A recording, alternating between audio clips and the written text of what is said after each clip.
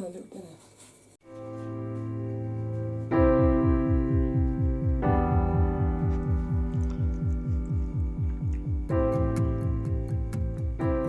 Hello, this is Sophie Lawson from sophielawson.com, and this is episode 107 of the So Free Art podcast, which is a little podcast that I do about the art and things.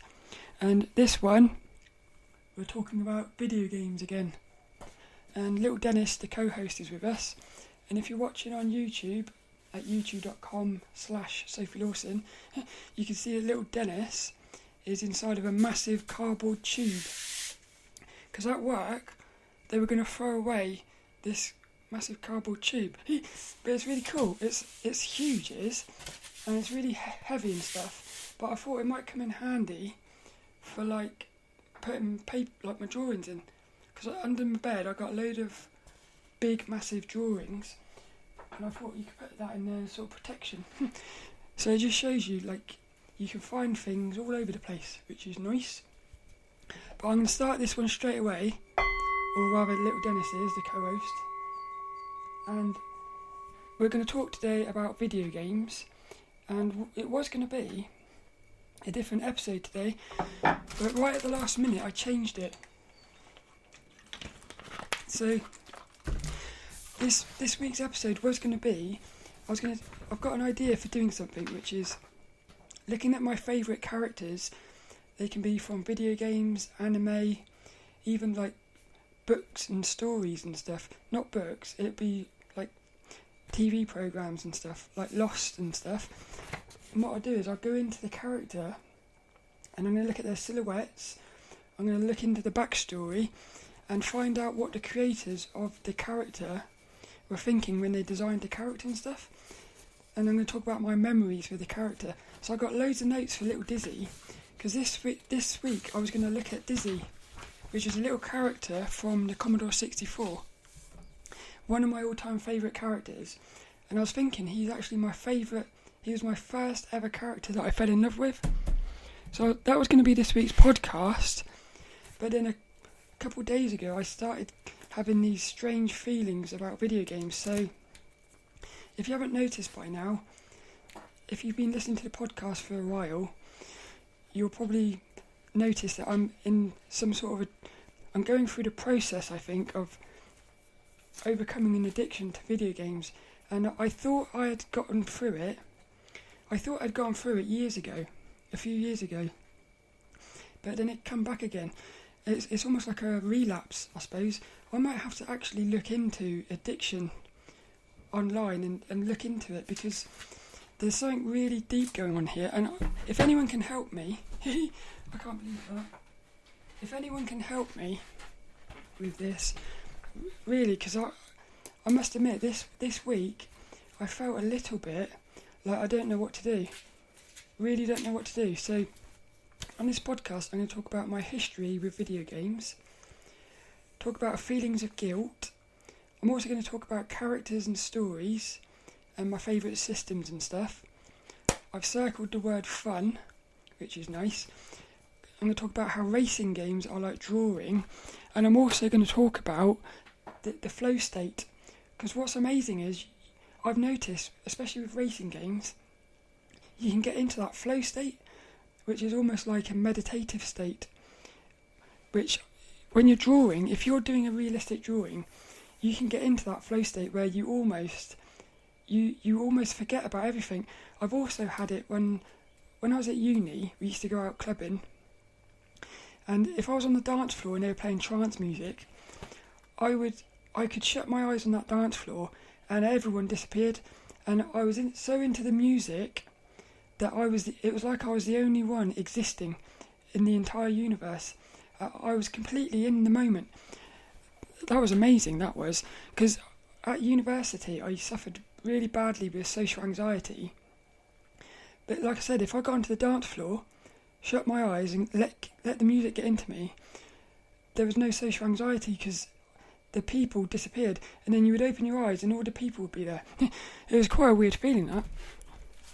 But so I'm going to start by talking about the history of me and video games. So I started playing video games actually with the little character Dizzy, but it would have been in the mid-80s. My dad brought me and my sister a Commodore 64 for homework. That's quite funny. He bought it for us for homework, but we ended up playing video games on it. Me and my sister, we used to share the Commodore 64, so we'd have like a joystick each, or use the keyboard. So me and my sister, we had like, a lot of fun with that. Also a lot of fights, because I always wanted to play on it, and so I had to learn how to share through that really. But what ended up happening was I sort of went more into the video games. My sister still carried on playing video games, but it was like she would play them, but she wasn't really into them like I was. And what happened was, so I went from Commodore 64, then I jumped over to the Sega, went into the Master System, Mega Drive. I then went into the PlayStation, PS1, PlayStation 2. I then jumped over to Xbox 360. Then I jumped back to the PS3, PS4, and the Vita as well. The Vita, probably my all-time favourite video game system. I loved that thing. I'm so disappointed that they sort of abandoned it, Sony did, because I think that system could have been so much more amazing. It already is amazing, but it could have been incredible, really. And I reckon people would still be playing it now and releasing games for it and stuff. But so that's the games I had.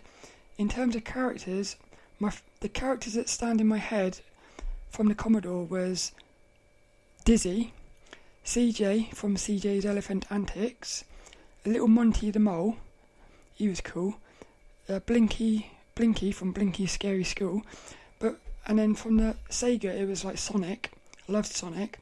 There was a character called Cosmic Spacehead, he was quite fun. PlayStation, loads of them, Lara Croft, Crash Bandicoot, Cloud from Final Fantasy, all the Final Fantasy characters, amazing. But what I realised is, all through my life of playing video games, it was always about characters. Yeah, it was always about the characters. So the reason I got into games in the first place was we went round my dad's brother's house, my uncle's. This would have been in the very mid-80s, and they had a Spectrum with little Dizzy on it, and I'd never seen or heard of games before. I played that, and I thought this is amazing. So that's what got me into the games. It was little Dizzy, little character. So basically, I fell in love with these characters, and then in 1993, I said before I got strangled.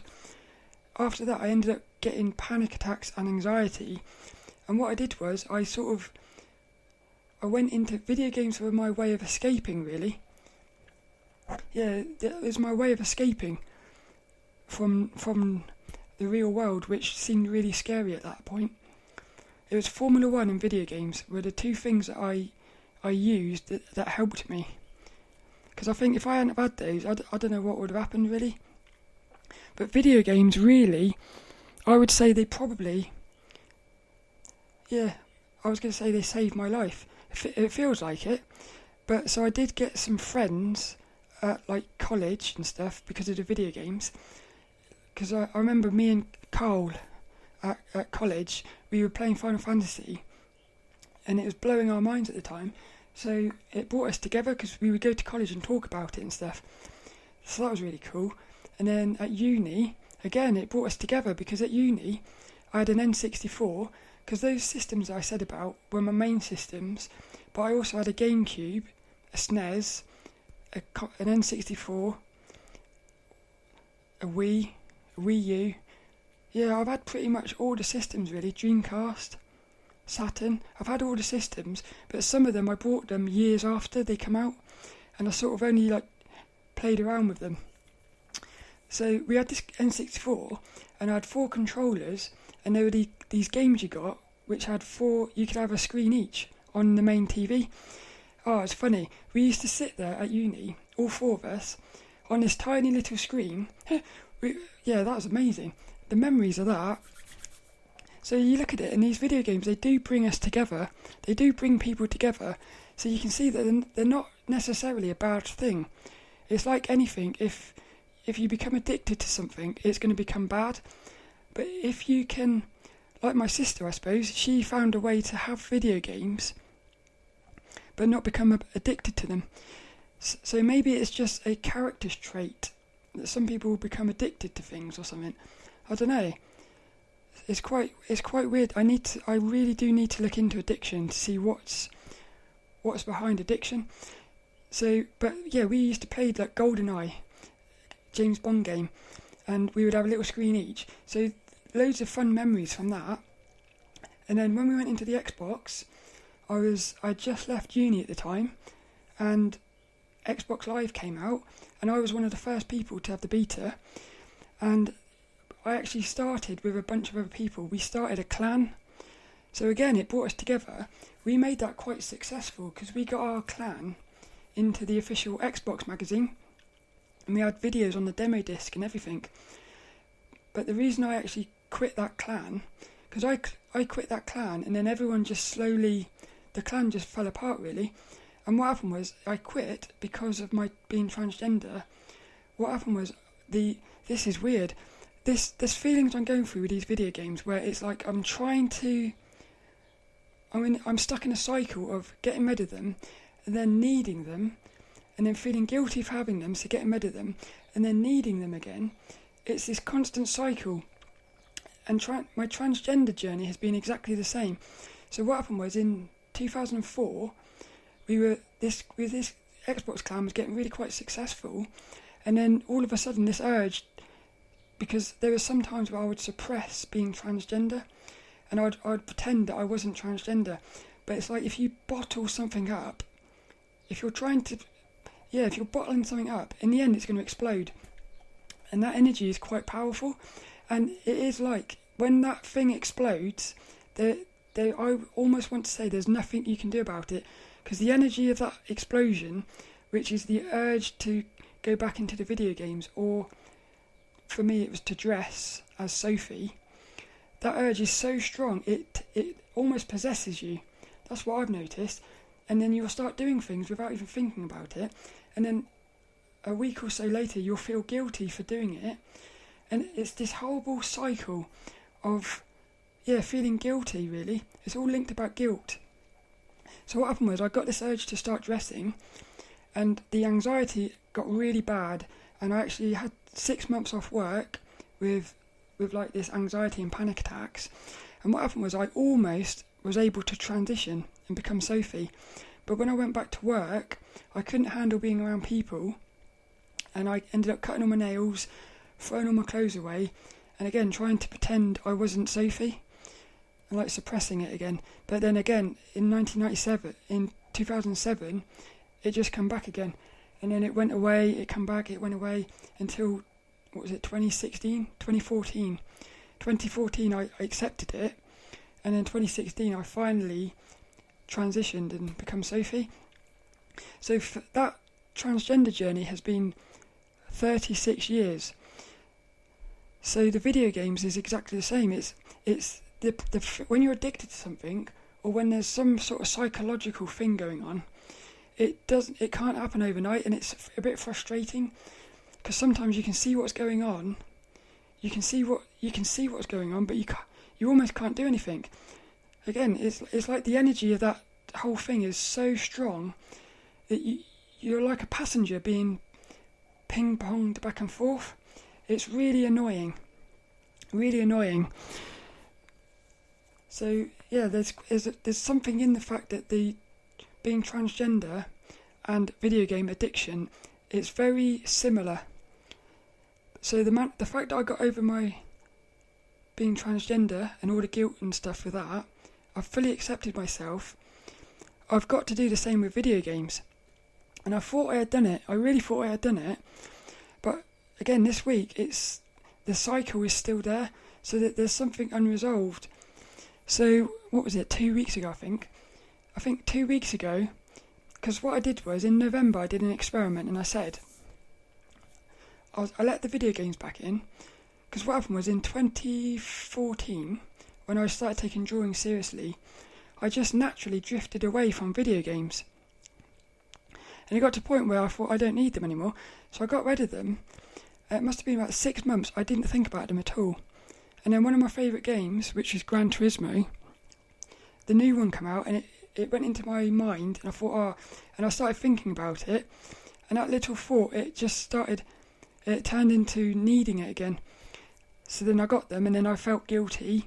I got rid of them, and that little cycle kept going on.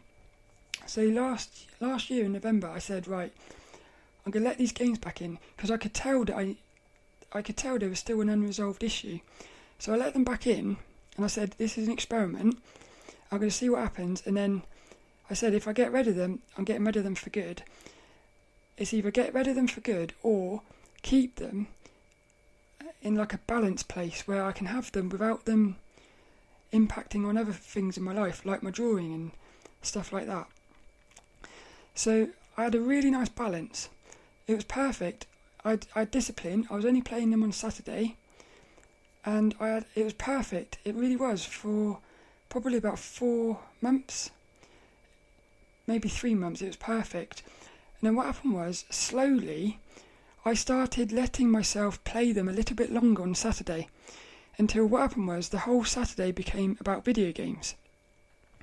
And then this is something I've noticed, is because I thought to myself, there's this thing called PlayStation Plus and PlayStation Now.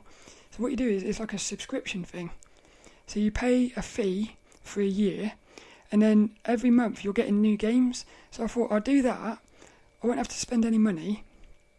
Again, that worked perfectly. But what I didn't do was, I didn't discipline myself on the actual games. So what I did was, I got obsessed with downloading all the games. So what happened was, every time I turned my PlayStation on, my screen was full of all these games. Yeah, it's stupid. So all these games are there, and I couldn't focus on one game. Because this last week I've been thinking about what was it that forced me to sell all my games again. And what it was, it's not the actual playing of the games, because I had the discipline. Maybe it got a little bit too much on that Saturday, but I know I could easily have pushed that back a bit. I could have said, look, I'm going to study for 3 hours, and then I could play the games. And I know that I could do that. It's about being disciplined. So that wasn't the problem. It's not playing the games. The problem was, I would put the system on, and I couldn't focus on one game. I had all these games, so I started bouncing about between all these different games. And I really wasn't playing anything properly, which meant I wasn't satisfied. I'd finished playing the games, and I felt like, it started feeling like, almost like a waste, as if I'd wasted. And then I started thinking, I shouldn't be doing this. But I look back now and I think what I should have done was, I should have deleted all the games off my system, only have one game. So when you turn the system on, there's only one game, so you can only play one game. So then what you would do is, you'd focus on that one game, and then on a Saturday you would play 3 hours of that one game, and then each Saturday you would play that game until you completed it. Then you could delete it and get another one. See, in my head that seems like a nice way to do it, because that way, it's more focused. And also it means that when that game's finished, you're excited, because you're like, what do I play now? So I think I'm going to say, if I get the system again, because I'm like, what should I be doing here? Should I get it back again, buy it back again? But you can see how expensive this is. You're buying all these games, you're then selling them, losing a bit of money, and then a few weeks, months later, you feel like you have to go out and buy them again. So then you buy it all back again. It's a really annoying cycle. It's mentally exhausting and frustrating. It's financially stupid. It is stupid. Yeah, so it's very confusing though, because the thing is, like I said, in that moment, when you've got that feeling of getting rid of them, it feels like such the right thing to do. Yeah, so I act in that moment. I need to leave it a little bit of time. And the thing is, I even said to myself, if I get the feeling of selling all these games, don't sell them, box it up and put it under the bed, because I knew, the part of me that isn't stuck in that addiction bit, it knew that it would be a phase and you would get through it and it would come back again. But even knowing that, I wasn't able to hook onto that. Instead, I hooked on to getting rid of them. It's crazy. So what I then did this week, I've started thinking, do I buy them back again? I really don't know what to do. I've caught myself looking on eBay for these video game systems. So I don't know what to do now. Because there's two ways to do this. Either, it's so annoying. Either you buy them and you discipline yourself, which I know I can do that. It's not disciplining myself to play them. It's about getting control of my mind, so that when the guilt feelings come up, I know that it's got to be a lie. It's got to be a lie. I know it is. It's definitely a lie. So this goes into the guilt. So I was trying to think to myself, where is this guilt coming from? So if I go all the way back to, right at the very start really, almost maybe it goes back to the fact that my dad bought the system for us to do homework, and we started playing all the video games. During the 80s and the early 90s, a lot of people, especially the older generation, they looked at video games as a bad thing. So what they did was, they looked at video games as a bad thing, as if it was going to take you away from, make you anti-social and stuff like that. But I've already proven in this podcast it's actually a social thing, because it brings people together. It used to bring us together, it brought me and my sisters together during our childhood, brought me and my friends together at uni, and then when Xbox Live came out with the online, it brought us people together from around the world. So to me it's the actual opposite of antisocial. I think it's a way for people to connect. Again, as long as you're not addicted to them, as long as you can limit yourself and be disciplined, it's a very social thing. So I think it's a nice thing. But because my dad especially, it really was only my dad, he was constantly saying, these video games are bad for you. They're bad for you, you shouldn't be playing them. Yeah, basically, all I ever heard was, these video games are bad. So I always felt guilty for playing these video games. So what I used to do was, if I was in my bedroom as a child playing video games, and I heard my dad come home, I would turn the TV off and jump on the bed and pretend I was reading or something, or pretend I was playing with toys or something, so that if my dad had come in and looked in my bedroom, he wouldn't know I was playing video games. So there's like a shame there. So that was something I did, and I always did that, and I just ended up feeling guilty about it. And I remember even at university, I would feel, even at college and stuff, I would feel guilty about playing video games, because I thought it was a bad thing. And it was only when that Final Fantasy came out, and Carl at college, he said that he played video games, I realised, there's somebody else. For the first time in my life, I connected with somebody else, another human, because we were both playing video games. Yeah, and then when I got to uni, we all played video games. So what I realised, I must have somewhere realised that other people were playing video games. So if other people are playing them, we can't all be bad. But that thought of video games being bad is so deep inside of me now, that I still feel guilty for playing them, which is really annoying. So what I've got to do, I don't know how to do it. There's two things here. One, I've got to realise that there's no reason to feel shame for playing video games. And my mind lies to me, because it will start saying, sometimes on that Saturday I was playing video games, my mind would start saying, you shouldn't be doing this. even though for the whole week I've done all my drawings, I've done all my studying, because when I quit this other job, I'm going to have a lot more free time, which means that Saturday will become a much more fun day.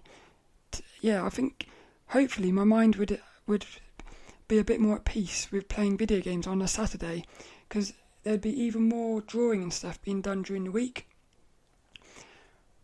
Yeah, but if all you're ever doing is drawing and studying, you've got to have a little bit of fun in there.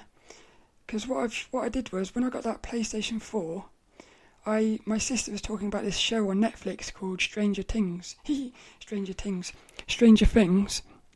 and it sounds really good. So when I got the PlayStation, I actually got Netflix, and what I did is every Saturday I would play video games for 2 or 3 hours, and then I would spend an hour or two.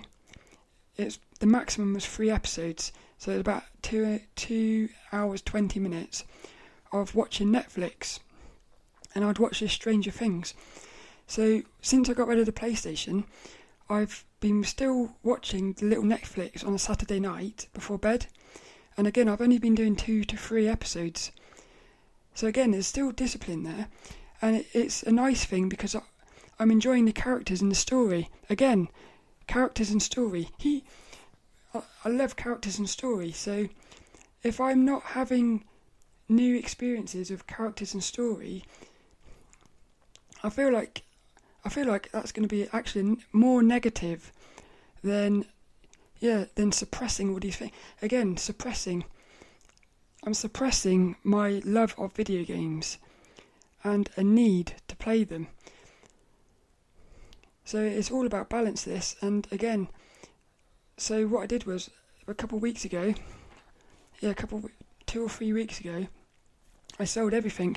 The only thing I've got left is a game called Ridge Racer, which is a PS1 game, and the only reason I kept that is because I'm going to bury it.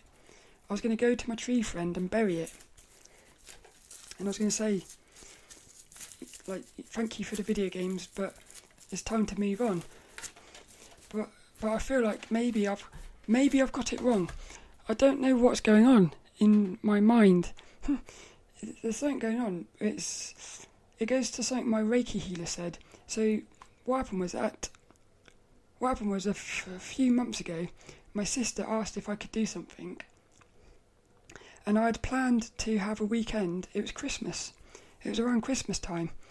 I had planned to have a weekend of doing nothing. I was going to do absolutely nothing, because it was the first day through the whole year where I had the day off. I didn't have to go to work because it was Christmas. So I said, I'm not going to do anything. My sister asked if I could do something, and it's the first time in my life I've said no to my sister, because to me it was a loving thing to me, because it was allowing myself to do what I wanted to do. But as soon as I said no, I felt guilty. Again, I felt guilty because I felt like I was letting my sister down, and I thought like my sister was going to think that I was being horrible and stuff. But when I spoke to my Reiki healer about it, she said, no, this is conditioning. What's happened is, over the years, you've been conditioned to think that you have to do something for everyone else before yourself. In other words, instead of pleasing yourself, you're constantly thinking you got to please everyone else. So she said this is actually a really nice thing, and what's happened is the conditioning has produced a negative. It's turned that positive into a negative in order to make you feel guilty, because it wants you to go back to your old ways of not loving yourself.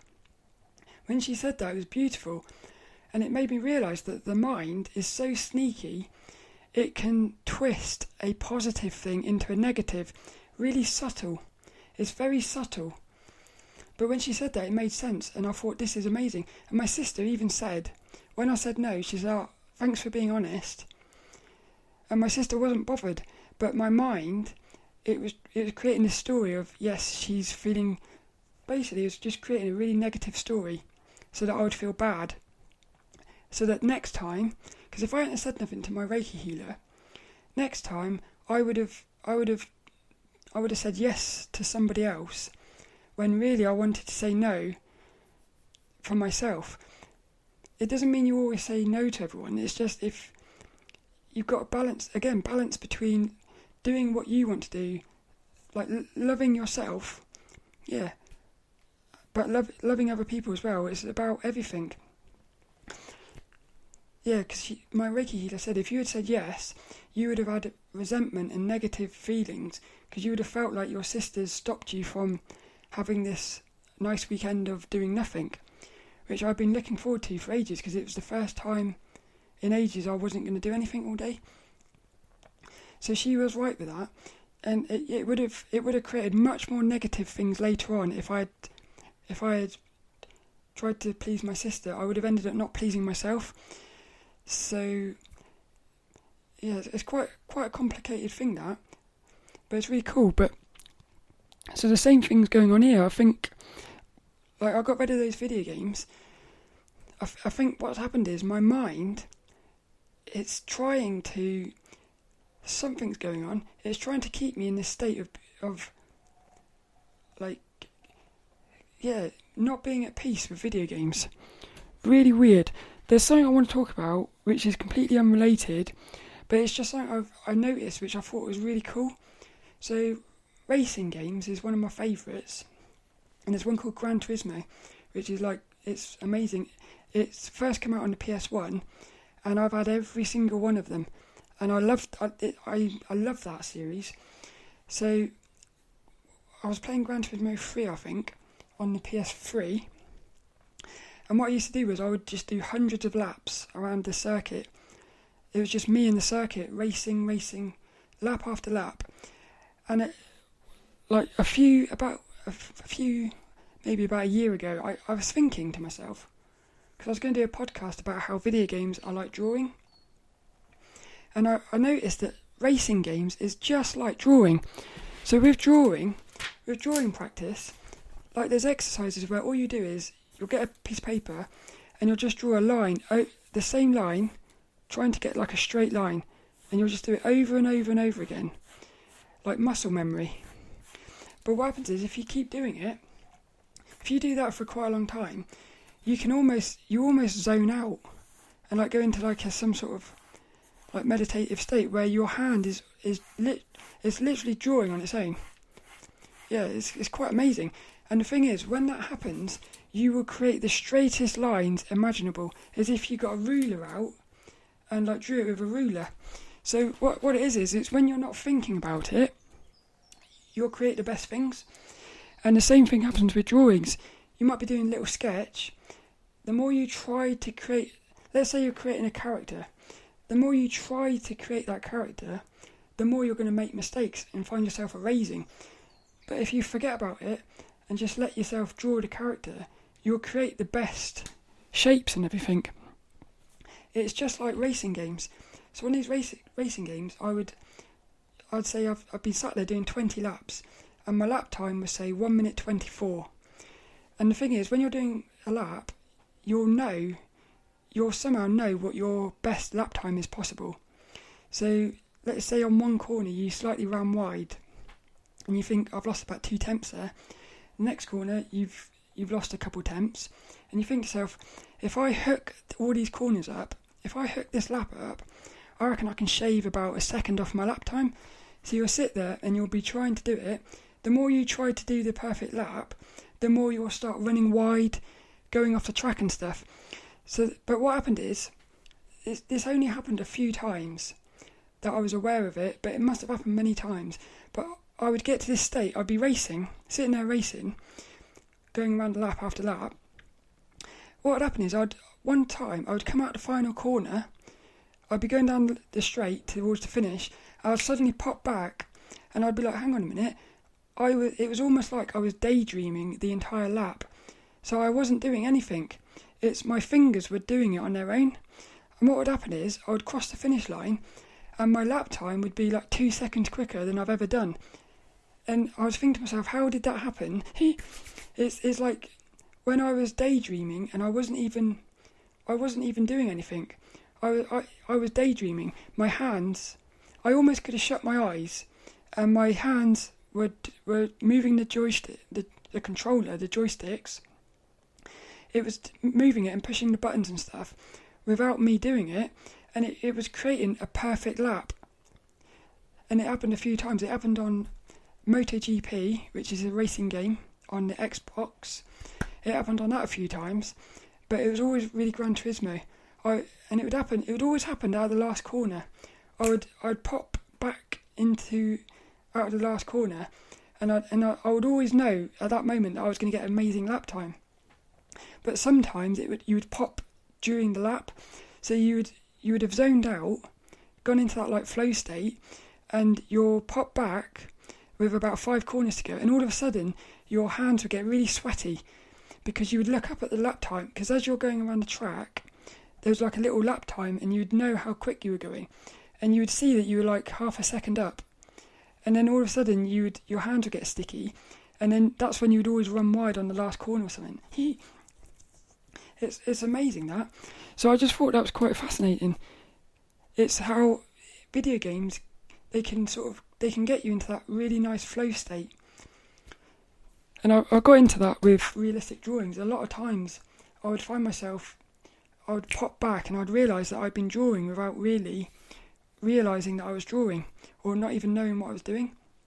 And I've said before, one of those was a really powerful out-of-body experience, where I was like looking down at my hand drawing, and that was amazing. That was probably the ultimate flow state. Yeah, that was probably the most powerful flow state I've ever had, and that only ever happened once. And that was what got me into taking drawing seriously. But the thing about video games is they actually did change my life, because not only did they help me as a child, like escape from social anxiety and stuff. What happened was in 2012 I played a video game called Persona 4 on the Vita. That game was all about these characters, and I fell in love with the characters so much that I wanted to draw them. I don't know why, but I got this massive urge to draw them, and then the rest is history. After that I started learning how to draw. Then I got into like spiritual stuff, and then I accepted myself and was able to transition. And the strange thing is that video game Persona, it was all about accepting yourself, accepting your true self, facing your shadow self. And when I look back at that game now, it is a super spiritual game. But at the time, I didn't know nothing about spiritual stuff. So that game is like what life is like now, which is these two sides, which is your physical self and your spiritual self. And it's about bringing them together and like being in balance. That game even had a transgender character who had to accept themselves as being transgender. So it's quite amazing that. It just shows you the power of video games. Video games really set me free, if I'm being honest. Because if I hadn't played that game, I would maybe have never got into drawing. I'd still be living as Kevin, which is quite weird. That. So where am I now? I am super confused because I've got this urge now to buy the system back again, but I don't want to buy the system back and then end up getting rid of it again, and so I don't know what to do. I really don't know what to do. I think I need to seek help from somebody, like a professional who deals with addictions or something. Yeah, there's something going on there. There's a psychological thing associated with feeling guilt, which I'm pretty convinced goes back to my childhood with my dad, about how so I ended up thinking they were bad, and I'm still like hooked onto that. So even though I know they're not bad, there's some part of me that still believes they are. So I've got to try and get rid of that connection, or accept it or something. Then there's also the feeling that playing video games is going to get in the way of me drawing, which I know that's a lie as well, because I've proven to myself that I can be disciplined. Yes, it got a bit out of hand on that one day, but again, if I know I can get that in balance. Yeah. So it feels like the best thing to do is buy the games back again, I don't want to though. I do and I don't. Yeah, that's the thing. It's horrible. It's very horrible. So I did think, should I buy a Vita? Because the good thing about the Vita is it's a little handheld. You can basically chuck it in a drawer, so you can play it, and then when you're not playing it, chuck it in a drawer. You wouldn't see it. But I have said to myself, if I buy another PlayStation 4, what I'm going to do is I'm going to find somewhere in this room that I can put it, so that I can't see it. Yeah, because that was something I noticed, was that it being next to my art desk, it was a little bit distracting. So there's little things I'm going to do. I'm going to get it out of my sight, because then that means when it's not a Saturday, I won't see it. I'm going to, what else am I going to do? Yeah, I'm going to force myself to play only one game, which will be on the Saturday. I'm also going to do stuff like, what I'm going to do is I'm going to play games with characters, and I'm going to do something like, I'm going to say to myself, you can play this game on Saturday, but only if you sketch a character from the game before you play it. So in other words, you've got to do something towards your art before you can play the games. So I'm going to find little things like that, little things that will allow me to hopefully not feel guilty for playing them. The weird thing is I didn't feel guilty when I was playing them. It was only after I stopped playing them that I started thinking a little bit of guilt was coming in.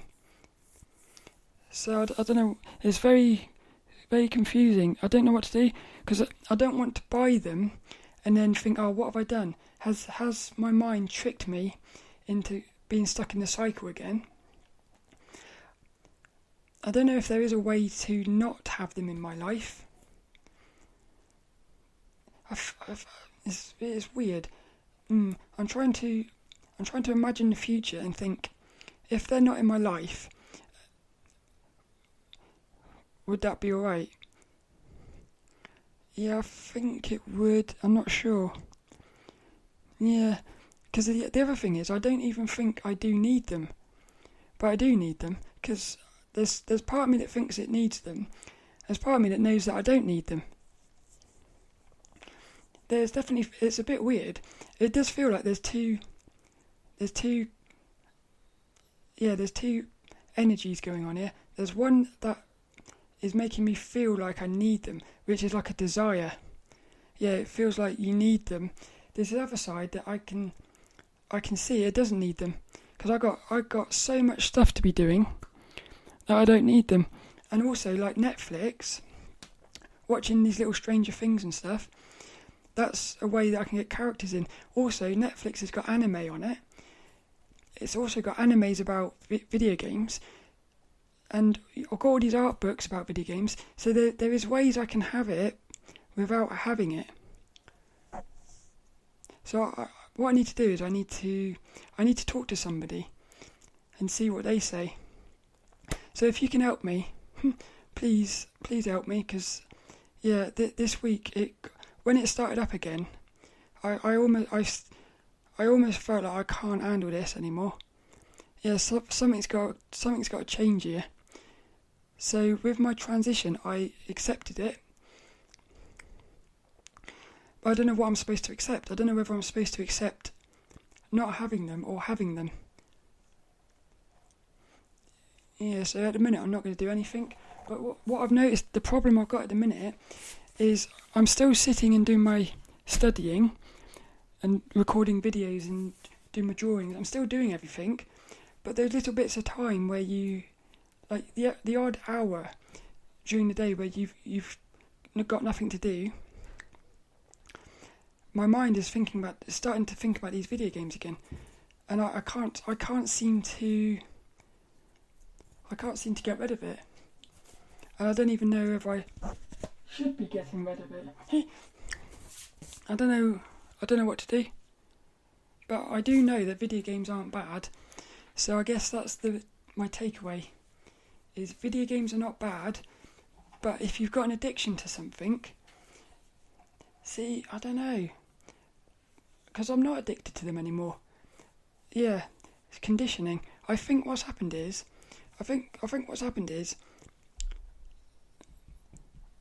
there's a part of me that is completely okay with the video games. There's a part of me that's scared that I'm going to end up getting addicted to them again. So rather than risk having them and having the balance, because those few months where I was in balance with it, it was perfect. I was drawing, the video games were acting as like a little carrot, as like a little treat, and I was enjoying them. Yeah, it was perfect. But there's a part of me, what happened was that one day where I felt a bit guilty and I was jumping about for all these different games. Yeah, it just felt like the past, it felt like the old days. So what happened was, because it felt like the old days of feeling guilty and negative feelings, I think what happened was that's associated with my childhood or something, and I thought, it's going to start up again. So rather than sit with that and work out how to get the balance, I just got rid of them, which it's not good, because it's all or nothing. It can't be like that. It's one of these things, if I haven't got them, something feels wrong. It feels like a part of me is missing, which is just like when I wasn't Sophie. When I was denying my being transgender, it felt like something was missing, because again, it's like you're suppressing it.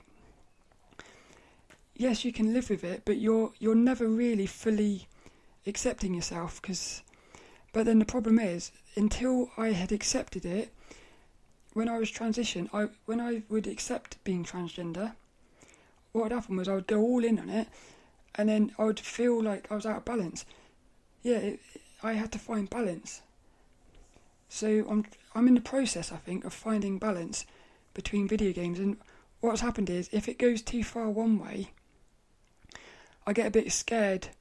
That I'm going to end up getting consumed by it. Yeah, so yeah, what I should have done was I should have wrote about it. I think I should have wrote about what I was feeling and brought myself back into the middle. But instead, I knee-jerk reacted and got rid of it all. And again, that was fine for about a week or two, and then all of a sudden it just crept back again. So that tells me that this isn't the right way to do it. It's very weird. But little Dennis has decided it's time to finish this one. This is definitely a little thing that's it's an unresolved issue, I think. And I'm gonna do nothing for the next little while. I will do nothing until I don't know what to do. I don't know what to do. It's annoying. Thinking too much. Definitely thinking too much. But anyway, I hope you enjoyed that little podcast. I thought it was going to be a little bit shorter than that, but it went on for quite a while. But this week's inspirational quote, I've actually got two of them, because I can't decide which one I like best, but they're both to do with guilt. So you can find show notes and everything at sophielawson.com. You can also find the video at youtube.com/sophielawson. But this week's inspirational quote, which one am I going to pick? I'm going to pick the second one. So the first one, which didn't quite make it, is by David Ropo, and the quote is, "Guilt is rooted in actions of the past." I can't read this word, but it's perpetuated.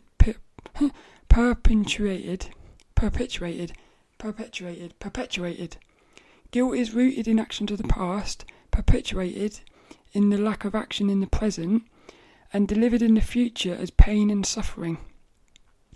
So in other words, the guilt is associated with the past, which is where I was led to believe that they are bad, perpetuated in the lack of action in the present. What would that lack of action be? Probably, I don't know, delivered in the future as pain and suffering. So it all goes back to the past, unresolved issues from the past. Like my Reiki healer said, it's all about years of conditioning, and the longer that you've been conditioned a certain way, the harder it is, because the power of the guilt is stronger. So that was by David Ropo. But this week's inspirational quote, I love this one. I absolutely love this. It's by Elder David A. Bednar. And this week's inspirational quote is, guilt is to the spirit what pain is to the body. I love that. That's beautiful. Guilt is to the spirit what pain is to the body. Elder David A. Bednar.